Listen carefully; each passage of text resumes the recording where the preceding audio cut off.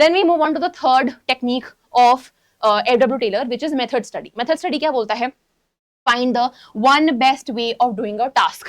वो one best way हमारा क्या बन जाता है? Standard. So standardization and method study सब connected है, और ये सबका origin क्या है? Science और rule of thumb. We have done enough discussion of science on science और rule of thumb. We have done enough discussion on standardization and method study is one best way of doing a task. आपको इस पे थोड़ी सी और background information चाहिए, background discussion चाहिए, so you can go watch our lecture on science or rule of thumb and standardization. So find the one best way of doing a task. Analyze every step from raw material to customer delivery. Raw material procurement से लेकर customer delivery तक हर step को analyse करो, छोटे छोटे steps में बांटो, उन्हें और छोटे स्टेप्स में बांटो, जब तक अपन जैसे मैथ्स में डिफरेंशिएशन करते हैं ना, डिफरेंशिएट कर करके उसे ब्रेक डाउन कर करके डिफरेंशिएट करके लाते जाओ till it can not be differentiated और इंडिफरेंशिएटेड एनी मोर. तो first raw material to customer delivery तक हर स्टेप को एनालाइज करो, उस वर्क फ्लो को रीअरेंज करो फॉर मैक्स एफिशिएंसी. ठीक है, फॉर एग्जांपल पहले हम ये करते हैं, फिर वो करते हैं, फिर वो करते हैं, उसको देखो, समझो क्या हमें बीच में इन प्रोसेस की जरूरत है भी या नहीं. Elon Musk, the more you read about that man, I have not included his example here, but आप इलॉन मस्क के बारे में जितना भी पढ़ेंगे, जितनी भी बुक्स पढ़ेंगे या कुछ भी अगर आप उसके बारे में पढ़ेंगे, he is the master of method study. He has applied Taylor's principle of method study like no one before. He is a pioneer. He is an expert in first principle thinking. उसको ये first principle thinking बोलते हैं. First principle thinking Elon Musk क्या बोलता है कि मैं first principle thinking apply करता हूँ. मैं किसी भी बड़े टास्क को, चाहे वो बड़ा हो या छोटा हो, कॉम्प्लेक्स हो या सिंपल हो, मैं उसे सिंपलर और छोटे छोटे स्टेप्स में डिवाइड करता हूँ, और फिर मैं देखता हूँ कि इसमें बीच में जो स्टेप्स हैं क्या ये सब जरूरी है, क्या कुछ ऐसे स्टेप्स हैं जो मैं एलिमिनेट कर सकता हूँ, क्या कुछ ऐसे स्टेप्स हैं जो मैं सिंप्लीफाई कर सकता हूँ, क्या मैं इस वर्क फ्लो को अरेंज कर सकता हूँ for maximum efficiency. So this is what he does. He applies method study. You should read about Elon Musk and how he uses first principles thinking. That is a master class in understanding the technique 3 of Taylor, which is method study. I will write it here if somebody wants to study.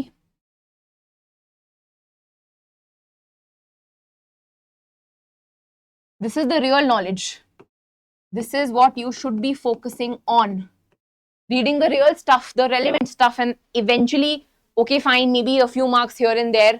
Yes, they do matter. I know DU is competitive. Overall, 12th के marks matter करते हैं. But in general, इस knowledge को जितना ज़्यादा आप real life की study से integrate करोगे, relate करोगे, उतना ज़्यादा आपके लिए अच्छा होगा. So, first principles thinking. Moving on. Use of flowcharts, process maps और checklists to design the ideal method. हमें कुछ भी करना है, हमें ideal method डिजाइन करना है. ideal method हम कैसे डिजाइन करें? flowchart लेके आओ, workflow diagram बनाओ, checklist बनाओ, जो भी करना है करो, बस एक ideal method ढूंढो. Method study एक चीज पे फोकस करता है, one best method. नहाने का, सोने का, खाना खाने का, खेलने का, पढ़ने का, हर चीज का एक बेस्ट मेथड होता है. Everything that we do, every small or complex or simple task that we undertake, that we do, has one best method, and that is the concept on which method study operates. Taylor says in his third principle कि हर काम को करने का एक best तरीका है, वो best तरीका हमें ढूंढना है, वो ही है, उस बेस्ट तरीके के ढूंढने के प्रोसेस को हम क्या बोलते हैं? Method study. एग्जाम्पल लिया हमने, बड़े please pay attention here. In a car factory, method study helps us decide where the parts are kept, in what order are they assembled, who does what, and where should the machines be placed. एक पूरी car को हमें assemble करना है. Car की factory है, car है, please excuse my drawing, I am horrible at drawing. एक कार को हमें assemble करना है, ठीक है, whatever. ठीक है, तो इसके टायर कब लगेंगे, इसका गेट कब लगेगा, इसकी विंडोज कब लगेगी, इसका इंजन कब इंस्टॉल होगा. All of these decisions, how in a car factory, कौन सी चीज कब असेंबल होगी, कैसे असेंबल होगी, कौन सी चीज कहाँ रखी जाएगी, इस सबको स्टडी करने के तरीके को हम मेथड स्टडी बोलते हैं, और वही हमने इस पर्टिकुलर एग्जांपल में किया. देन अगेन कोई कार असेंबली लाइन है, कार की असेंबली लाइन होती है. You can go on YouTube and actually ये आप YouTube पे डालोगे ना कार असेंबली लाइन, तो आपको आपके पास वीडियोस आ जाएंगी and you will see how a car is assembled. तो कौन सी चीज कहाँ होगी, कैसे रखे जाएंगे, पार्ट्स को किस तरीके से हम अरेंज करेंगे, वर्कर्स किस तरीके से रहेंगे, मूव करेंगे. यहाँ पे इसने बोला कि एवरेज कार असेंबली टाइम पहले लेता था 5.5 आवर्स। हमने मेथड स्टडी करी, हमने पार्ट्स को ढंग से अरेंज करा, एग्जैक्ट ऑर्डर रखा, टूल्स को प्लेस करा, हर चीज में दिमाग लगाया, टूल्स को, प्रोसेस को, मोशन जितना भी वर्कर्स को मिनिमाइज करा। इन दी एंड हमारा एवरेज टाइम आ गया 3.8 आवर्स। 5.5 आवर्स से लेकर हम 3.8 आवर्स पे इस पूरी चीज को ले आए। किसकी मदद से? मेथड स्टडी की मदद से, क्योंकि हमने इसके पूरे मेथड पे दिमाग लगाया, हमने मेथड पे फोकस किया कि जो मेथड है, जो मेथड अंडरटेक को कर रहा है, किस असेंबली लाइन से कार जो है वो चलती हुई आ रही है, उसको हम कैसे और फास्ट कर सकते हैं, एफिशिएंट बना सकते हैं, सिंप्लीफाई कर सकते हैं, पार्ट्स को किस तरीके से डिवाइड कर सकते हैं, रख सकते हैं, वर्कर्स को किस तरीके से पोजिशन कर सकते हैं। All of that is method study, finding one best way for everything, for my tools, for my workers, for my assemblies, for my bulky machinery, for everything there is a one best way, there's one best place, there is a one best technique of maintaining them, everything. हमने हर चीज में method study लगाई और 5.5 hours को हम 3.8 hours पे ले आए। ठीक है, तो this is an example. Moving forward, we after method study we have motion study. E के बाद ME, मेथड के बाद मोशन आता है। So we have this is the, I think this is the third, no, this is the fourth technique, motion study. Motion study में हम क्या बोलते हैं? We study all physical movements in a task. एक particular task में जितने भी physical movements involved होते हैं, हम उन सबको study करते हैं, हम identify करते हैं उन सब movements में। सबसे पहले हमने सिर्फ movements को study किया, हमने बोला एक task को करने में कितनी movement लगती है। For example, अगर मैं basketball की बात करूं, I dribble the ball, I take a layup which is right left, and then I take a shot. So how many movements are involved in this? And then in all of these movements I will identify कि कौन सी movement productive motion है, कौन सी incidental motion है, कौन सी unproductive motion है। सबसे पहले आप मोशन को आइडेंटिफाई करोगे, मतलब सबसे पहले आप मूवमेंट को आइडेंटिफाई करोगे, फिर आप उसे आइडेंटिफाई करने के बाद कि ये है, ये है, ये है। सो के सिर्फ एग्जांपल 1 2 3 किसी भी चीज को करने के 4 मोशंस हैं। ठीक है, अब इसमें से कौन सा मोशन प्रोडक्टिव है कि ये तो हमें करना ही पड़ेगा, ये तो जरूरी है, कौन सा मोशन इंसिडेंटल है, अरे ये ना हमेशा नहीं होता, अभी हो गया, जरूरी नहीं है कि नेक्स्ट में भी होगा, मतलब दिस इज इंसिडेंटल, ये कभी होता है कभी नहीं होता, इसको हम एलिमिनेट कर सकते हैं। And one is unproductive, highly unproductive, फालतू का रेपिटेटिव मोशन है, रेपिटेटिव बेंडिंग हो रही है फालतू में, ये तो बिल्कुल ही हमें हटाना है। तो मोशन स्टडी करने के बाद हमने बोला कि अननेसेसरी मूवमेंट्स को हम रिमूव करेंगे, अननेसेसरी वर्कर फटीग को हम रिमूव करेंगे, इससे वर्कर्स की स्पीड और एफिशिएंसी इंक्रीज हो जाएगी। वर्कर फटीग मतलब थकान, वर्कर्स की थकान जो है वो इंप्रूव हो जाएगी। और this is your motion study. So motion study में रियल क्या है, what is the real case जो हम डिस्कस कर सकते हैं। फॉर एग्जांपल हमने डिस्कस किया ब्रिक लेयर्स का, कि ब्रिक लेयर्स को 18 मोशंस लगते हैं टू ले वन ब्रिक। अगर मैं एक इंसान की बात करूं जो एक ब्रिक बाय ब्रिक एक वॉल बना रहा है,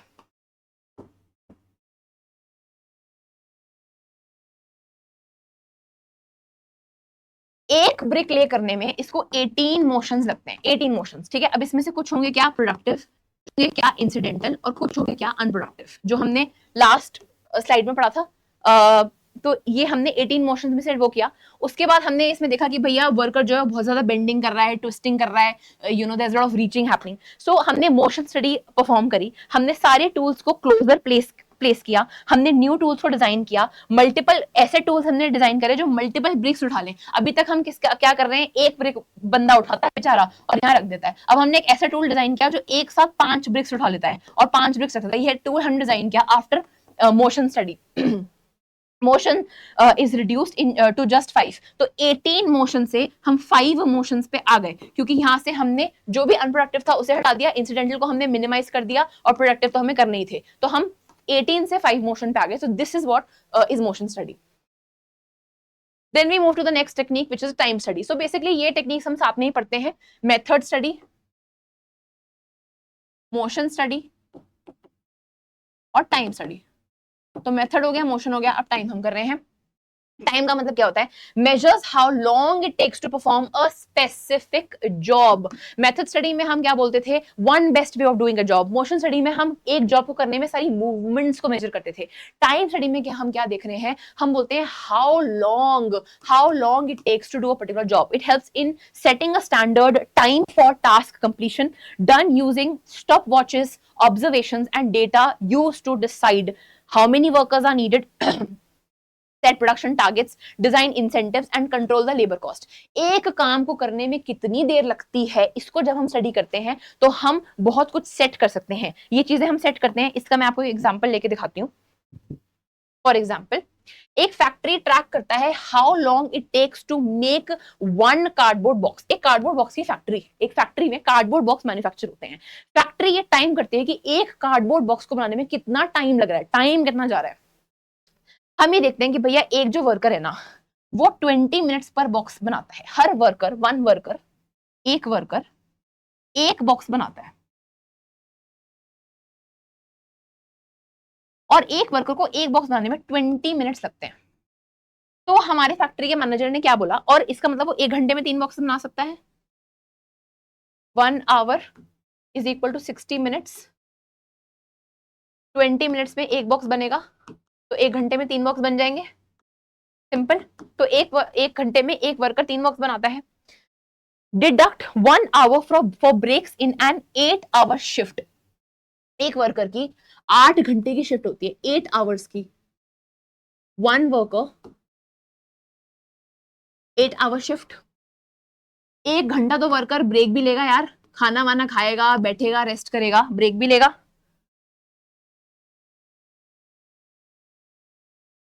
जस्ट अ सेकेंड। ये 8 में से 1 आवर हमने रिमूव कर दिया। हाँ देखो, 8 में से 1 आवर हमने रिमूव कर दिया, 7 घंटे आ गए। यहाँ पे हमने कैलकुलेशन करी थी 20 मिनट में एक बॉक्स बन रहा है, तो 60 मिनट्स में 3 बॉक्स बन जाएंगे, यानी कि 1 घंटे में 3 बॉक्स, 7 घंटे, 7 घंटे में 21 बॉक्स बनने चाहिए। Deduct 1 hour for breaks, 8 hour shift in 7 working hours, 21 boxes a day should be made, 21 boxes a day। तो ये हमने क्या किया, हमने टाइम स्टडी करी। एक बार मैं जल्दी से रिपीट कर देती हूँ फिर से।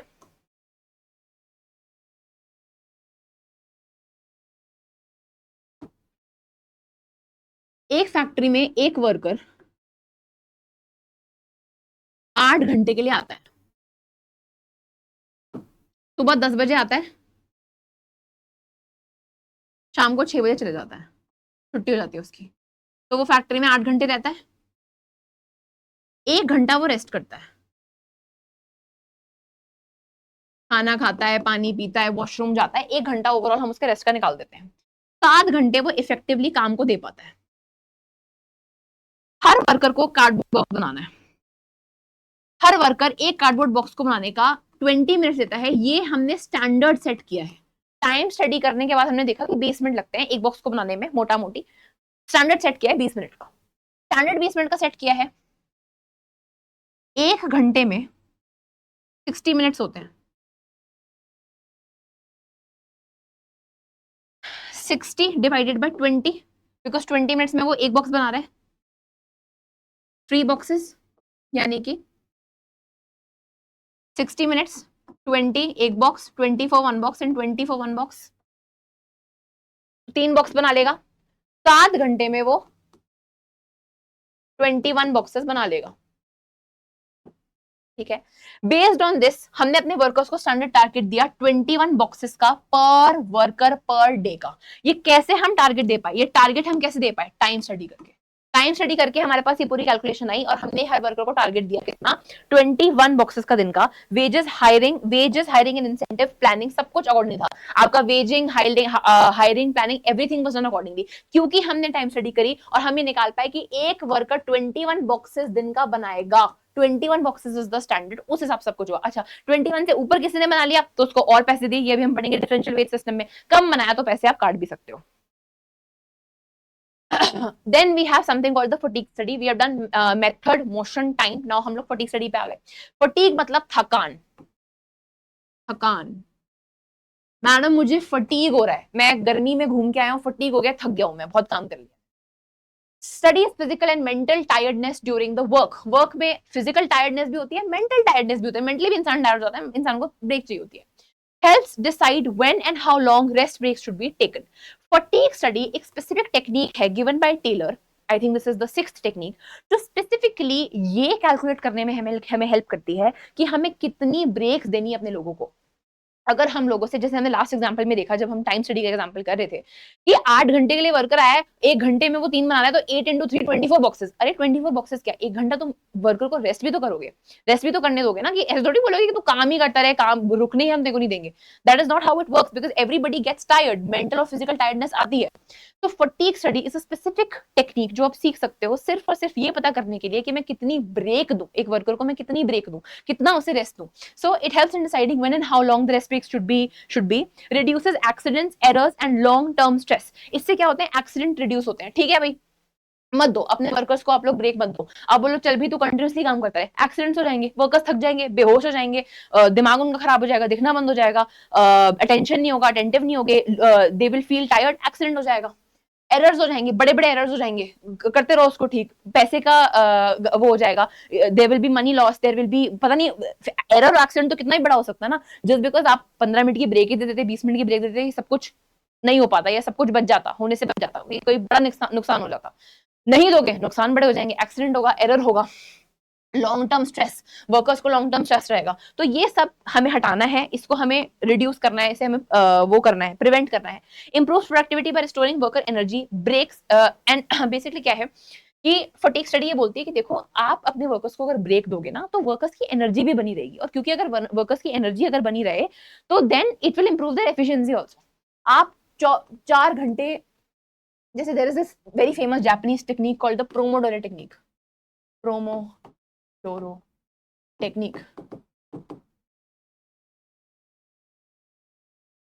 बहुत बच्चे पढ़ाई में प्रोमोडोरो टेक्निक यूज करते हैं। प्रोमोडोरो टेक्निक क्या बोलती है, वो बोलती है कि 50 मिनट्स पढ़ो, 10 मिनट्स की ब्रेक लो, study for 50 minutes, take a break for 10 minutes, then again study for 50। मतलब अगर आप बोलते हो कि मेरे को 6 घंटे पढ़ना है, तो 6 घंटे में 50 मिनट पढ़ो, फिर 10 मिनट की ब्रेक लो, 1 घंटे में 60 मिनट होते हैं, फिर से ये जो 60 मिनट्स होते हैं 1 घंटे में, इस तरीके से पढ़ो। इस तरीके से अगर आप पहले पढ़ोगे और फिर ब्रेक लोगे, फिर पढ़ोगे फिर ब्रेक लोगे, फिर पढ़ोगे फिर ब्रेक लोगे, इससे क्या है कि आपकी ना एफिशिएंसी बनी रहेगी। Where is as oppose to that अगर आप 6 घंटे बोलोगे मैं तो लगातार पढ़ूंगा, मैं उठूंगा यूनिवर्सिटी टेबल से, मैं बैठा रहूंगा, मैं पढ़ता रहूंगा, तो आप बैठे रहोगे, आपके सामने बुक भी खुली होगी, शायद कोई लेक्चर भी चल रहा होगा, यही लेक्चर चल रहा होगा, पर आप कहीं और होगे, आप घूम रहे होगे किसी पार्क में किसी के साथ, या कहीं घूम रहे होगे, आप कहीं चले जाओगे, मेंटली आप चले जाओगे, आपको नींद आ जाएगी, आपको ख्याल आने लगेंगे, आप बाहर खेलने के बारे में सोच रहे हो, कुछ भी सोच रहे हो। तो the goal is not to sit and be involved, the goal is that your efficiency has to be maintained all along। जितनी देर में आप बैठे हो, जितनी देर में आप किसी भी टास्क पे फोकस कर रहे हो, एफिशिएंसी रहनी चाहिए उतनी। तो कोई भी वर्कर को आप बोलो आप ठीक है लात घूसे कोड़े मार के उसको बिठा दो 6 घंटे के लिए, वो कर देगा 6 घंटे काम? ऐसे नहीं होता, वो कोई काम नहीं कर पाएगा, और अगर वो काम करेगा भी तो उसकी वो एफिशिएंसी नहीं आएगी जो उसकी आ सकती है अगर आप उसे 10-15 मिनट का ब्रेक दे दो। तो this is the concept that fatigue study is on. The breaks depend on type of work, the working conditions and the shift length. जैसे इसमें हमने एग्जांपल किया, A worker on the shop floor lifts 15 kg boxes for 8 hours daily। 8 घंटे के लिए daily worker जो है वो 15 kg के बॉक्सेस लिफ्ट करता है, 15 kg के बॉक्सेस को लिफ्ट करता है। बिफोर फटीग स्टडी है जब हमने नहीं करी, क्या बोला, वर्कर का वही 8 घंटे उसको फैक्ट्री में आना पड़ता है, 10 बजे सुबह आ जाता है, 6 बजे उसकी छुट्टी हो जाती है, ठीक है। डेली उसको 15 kg के बॉक्सेस लिफ्ट करने हैं भारी भारी अपने पीठ पे। फटीग स्टडी से पहले हम उसे एक ब्रेक देते थे, भाई 8 घंटे है ना, 4 घंटे में हम क्या बोलते थे कि जब तेरे 4 घंटे हो जाएंगे, मतलब 10 बजे तू आया, 11 बजे तक, 11 बज गए, 12 बज गए, फिर 1 बज गया, 1 बजे तू ब्रेक ले लियो, ठीक है। पहले हम ये करते थे। उसमें हमने देखा कि 6 घंटे के बाद ना वर्कर बिल्कुल स्लो डाउन हो गया, बड़ा अच्छा काम किया, बड़ा अच्छा काम किया, बड़ा नहीं, 1 बजे भी नहीं, 1 आवर 2 आवर 3 आवर, 2 बजे ब्रेक ले लियो, 2 बजे हम वर्कर को ब्रेक देते थे। इसमें क्या होता था, 1 hour 2 hour 3 hour 4 hour 5 6th hour जो था हमारा, ये वाला जो 6th आवर था, यहाँ पे वर्कर थक जाता था, वो बोलता था भैया मेरे से नहीं हो पा रहा। वो उसके बाद वो अगर काम भी कर रहा है पर वो कोई काम नहीं कर रहा, वो बस इधर उधर झूल रहा है, किसी से बातें कर रहा है, यहाँ है वहां है, मतलब कहने को काम पे है पर काम कुछ हो नहीं रहा। तो हमने देखा कि आवर 6 मतलब 10 to 11 1 hour, 11 to 12 second hour, 12 to 1, 1 to 2, 2 to 3, 3 to 4, 4 to 5 and 5 to 6।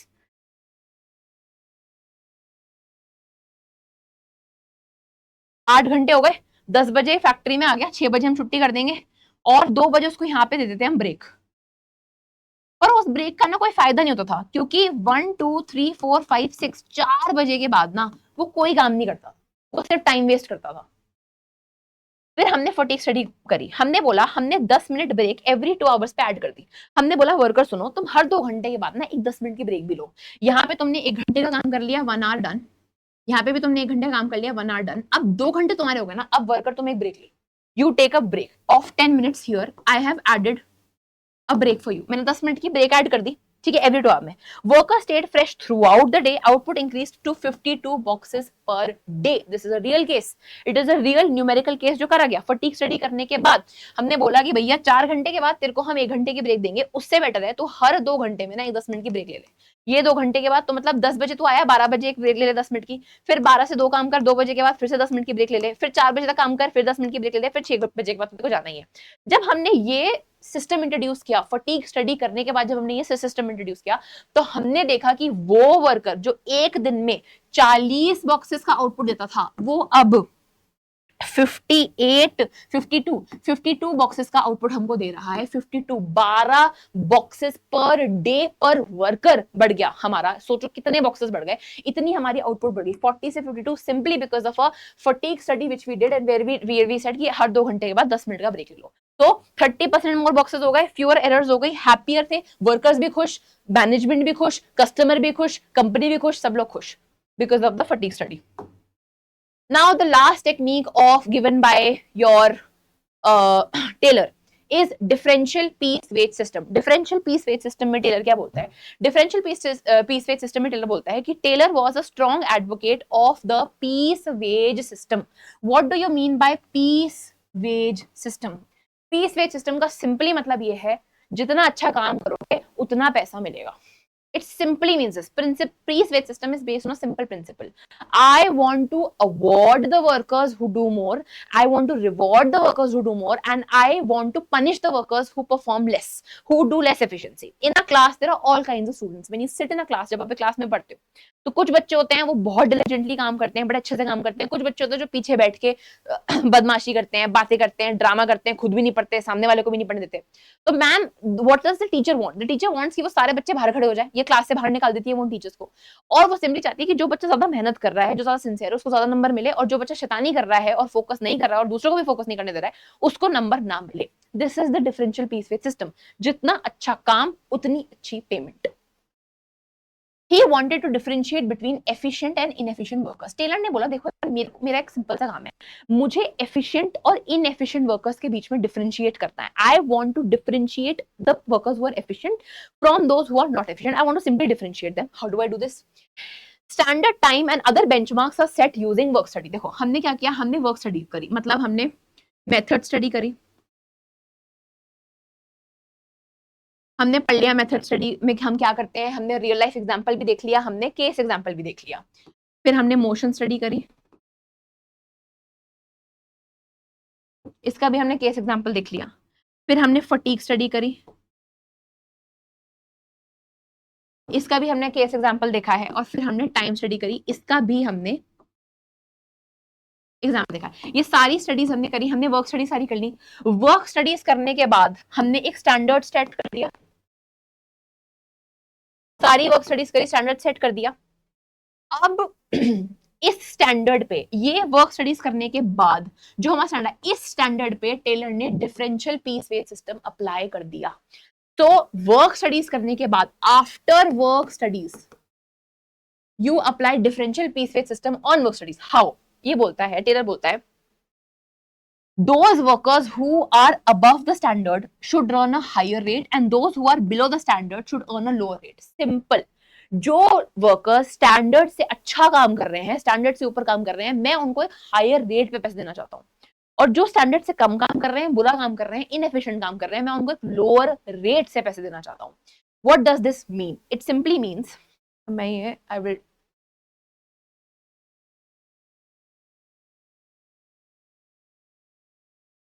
Very interesting, very interesting example, and बिल्कुल मैथमेटिकल है, बहुत बेसिक मैथमेटिक्स है, 6th क्लास वाली मैथमेटिक्स, अभी समझ में आ जाएगी आपको। स्टैंडर्ड आउटपुट है 10 units per day.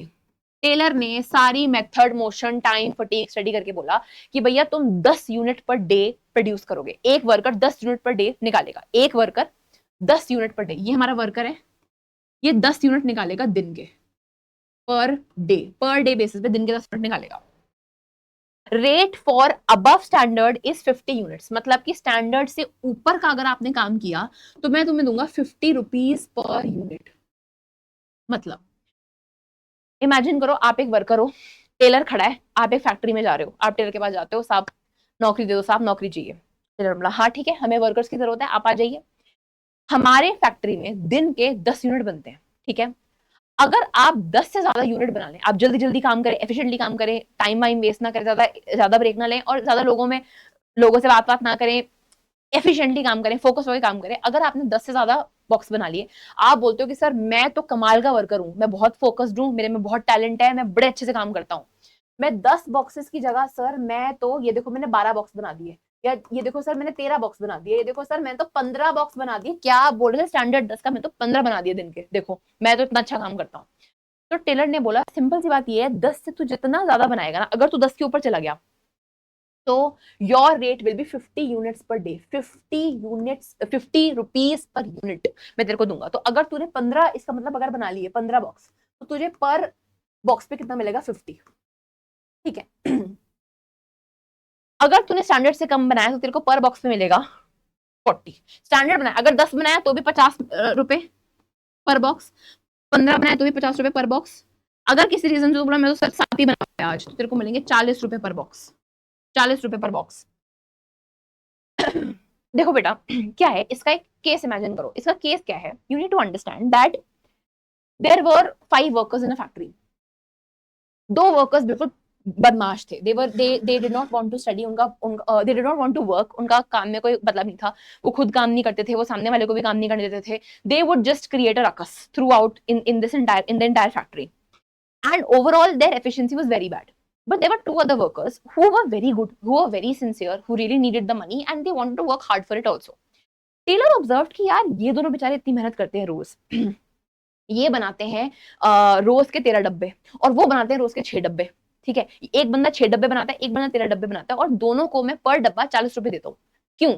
I want to reward a person जो ज्यादा अच्छा काम कर रहा है। अगर कोई इंसान बहुत अच्छा काम कर रहा है तो मैं उसे रिवॉर्ड करना चाहता हूँ, मैं बोलना चाहता हूँ उसे कि यार तू बड़ा अच्छा काम कर रहा है। क्योंकि जो बंदा 13 डब्बे बना रहा है दिन का, वो देखेगा कि मुझे भी उतना ही मिल रहा है पर बॉक्स जितना उसको मिल रहा है, तो वो डिमोटिवेट होगा ना, वो बोलेगा ना कि यार ये क्या तरीका है, मतलब या फॉर इफ यू से कि टेलर बोल देता कि मैंने तुम्हारी फिक्स कर दी है, मैंने हर मजदूर की दिहाड़ी फिक्स कर दी है कि दिन के हर मजदूर को 800 रुपए मिलेंगे। तुम फैक्ट्री में जैसे ही आए, जैसे तुमने पावर रख दी, तुम्हारे दिन के 800 रुपए बन गए, तो कोई काम ही नहीं करना चाहेगा ना। हर कोई 2-3 बॉक्स बनाएंगे, बाकी पड़े रहेंगे, चाय पीते रहेंगे, बात करते रहेंगे, ड्रामा करते रहेंगे, इधर उधर घूमते रहेंगे, बिकॉज देर लाइक फैक्ट्री तो हम आ गए, 800 रुपए हमारे कम गए, इससे ज्यादा हमारे को मिलेंगे भी नहीं। जो बंदा मेहनत करके 13 बॉक्स बना रहा है उसको भी 800 मिल रहे हैं, और जो बंदा टाइम वेस्ट कर रहा है, कुछ काम नहीं कर रहा, उसको कोई काम से लेना देना नहीं है, वो बिल्कुल एफिशिएंट नहीं है, उसको भी 800 रुपए मिल रहे हैं। तो then this is not fair, right? Why would the worker who is actually working hard, why would he want to work hard? He would not want to work hard. 2-3 दिन वो काम करेगा, फिर बोलेगा क्या मेरे को क्या पड़ी है इतनी मेहनत करने की, मुझे भी तो उतने पैसे मिले जितने इसको मिल रहे हैं, मैं क्यों फालतू में इतनी मेहनत कर रहा हूँ, मैं नहीं कर रहा इतनी मेहनत, बाढ़ में जाए। तो this differential piece weight system was introduced. It was introduced simply because Taylor said, I want to reward those who are working hard. Workers who are sincere, who are working very, very hard, I want to reward them and I want to punish them जो hard work नहीं कर रहे हैं। तो अगर आपने standard से ऊपर का प्रोडक्शन कर दी, आपका पर यूनिट का रेट ही बदल जाएगा। पर यूनिट आपको 50 रुपए मिल रहे हैं, और अगर आपने स्टैंडर्ड से कम की प्रोडक्शन करी तो पर यूनिट आपको 40 रुपए मिल रहे हैं। विच मीन्स सिंपली इसका क्या मतलब है कि अगर एक वर्कर ने 11 बनाए तो उसने कितने पैसे कमाए? 550, यहाँ पे देखो। और एक वर्कर ने अगर 9 यूनिट बनाए तो यहाँ पे उसे मिले 360। क्यों? क्योंकि उसने स्टैंडर्ड रेट से कम बनाया, तो 9 into 40 मिला उसे। ये स्टैंडर्ड रेट से कम है 9, तो हर बॉक्स का रेट क्या होगा? 40। ये स्टैंडर्ड रेट से ऊपर है तो हर बॉक्स का रेट क्या हो गया? 50। तो ये इतने इतने पैसे उसने कमाए। तो एक ही वर्कर ने 11 बॉक्स बनाए, एक वर्कर ने 9 बॉक्स बनाए, लेकिन ये वर्कर कितने पैसे लेके जा रहा है घर? 550 रुपीज घर लेके जा रहा है, और दूसरा वर्कर 360 रुपीज घर लेके जा रहा है। 360 और 550 में बहुत फर्क होता है। तो जब वो वर्कर देखेगा कि उसको 360 मिले और मेरे को 550 मिले, मतलब मुझे 190 रुपीज ज्यादा मिले, 190 रुपीज ज्यादा मिले, तो उसको खुशी होगी। उसको खुशी होगी इस बात की कि मैंने 10 की जगह 11 बनाए हैं। और जो जिसने 9 बनाए होंगे वो ये सोचेगा कि नहीं यार, मेरे को देख 190 रुपीज में और कमा सकता था, वो तो कमा के लेके घर जा रहा है ना, कल मैं और मेहनत करूंगा and I will work harder. तो this is a differential piece rate system where we reward those workers who work harder and we punish those workers who don't work as efficiently. So, and this was a numerical case study to understand this. You can actually take a, what I'll do is I'll remove all this nonsense, this working that I've done, and you can take a screenshot of this example. It is directly from your NCERT, but it will help you understand differential piece weight system. अगर आपको नहीं समझ आया differential piece weight system, आप इसको, इस part को, सिर्फ इस पार्ट को फोकस से पढ़ के देखिए, आपको एकदम क्लैरिफाई हो जाएगा, एकदम क्लैरिटी मिल जाएगी आपको क्या मतलब होता है differential piece rate system. Only this part. Take a screenshot.